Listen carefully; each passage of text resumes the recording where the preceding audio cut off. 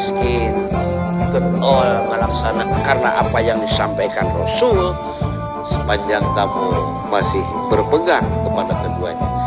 Sabda man fattara shaiman kana lahu mislu kafiratun lima bainahunna.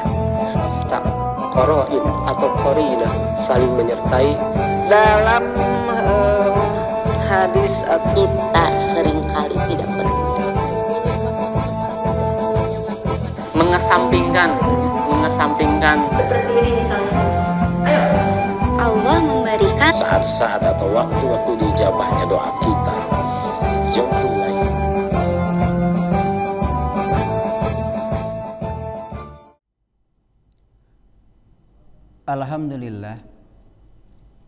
Alhamdulillahilladzi birahmatihi yatarahamu ibaduhul mu'minun. Asyhadu an la ilaha illallah wahdahu la syarikalah wa asyhadu anna Muhammadan abduhu wa rasuluh. As-saimin wa saimat rahimakumullah. Pencinta kajian online PC Persatuan Islam Bale Endah.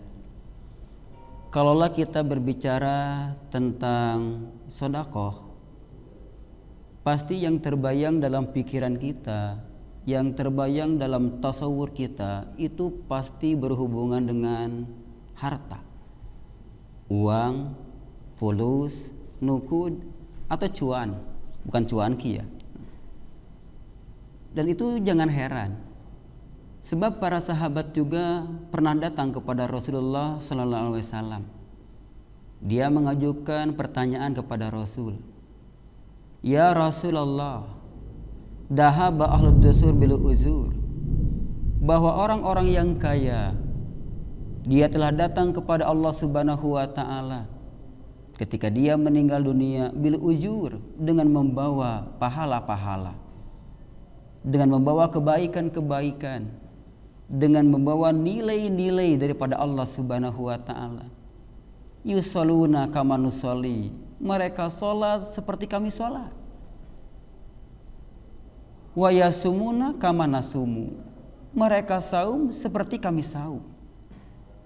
Wa yatasaddaquna bi puduli amwalihim, mereka bersedekah dengan kelebihan harta mereka. Sedangkan kami apa? Kami tidak punya sesuatu untuk bersedekah. Tapi apa kata Rasulullah? Awal laisa qad ja'alallahu lakum ma tasaddaqun. Bukankah Allah Subhanahu wa taala telah memberikan sesuatu yang bisa dijadikan media bersedekah? Jadi setiap orang itu sebenarnya kalau dia paham bisa bersedekah dengan apa yang ada pada dirinya. Dengan apa yang ia kerjakan bisa menjadi pundi-pundi kebaikan dan pundi-pundi bersedekah. Rasul mengatakan, inna bikulli tasbihatin sadaqatan. Setiap tasbih saja, subhanallah, yang keluar dari lisan kita, kata Rasul, itu bernilai sedekah. Setiap takbir yang kita ucapkan itu juga bernilai sedekah.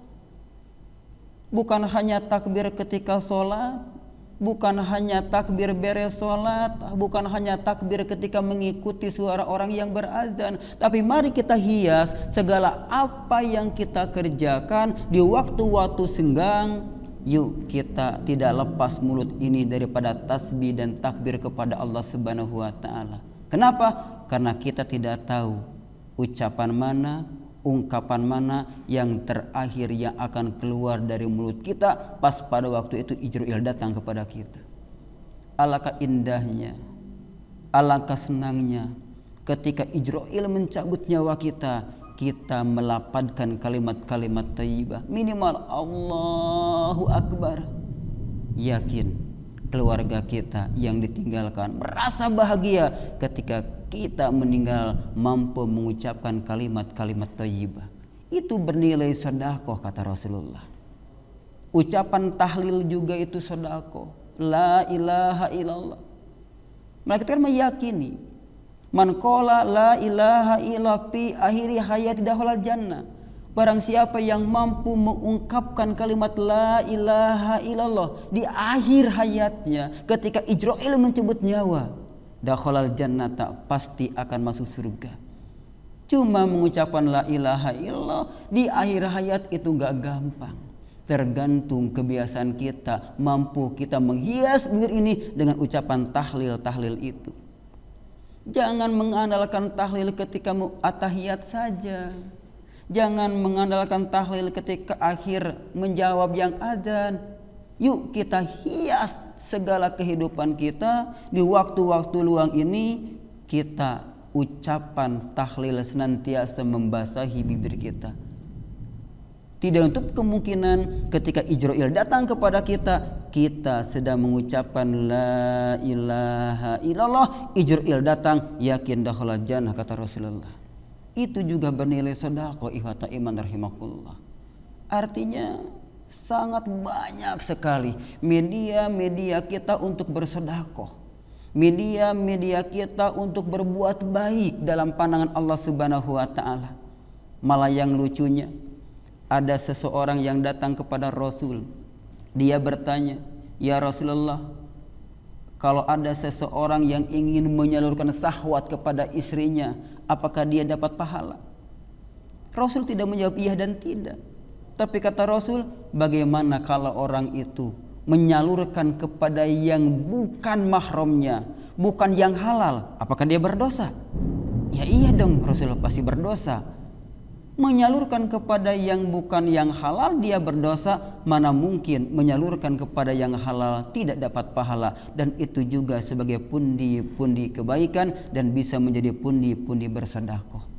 Coba ikhwatu iman, kalau semua orang, minimal yang ada di keluarga kita, seorang suami dia ingin mengumpulkan pundi-pundi kebaikan kepada istrinya dalam bingkai termotivasi berbuat sedekah.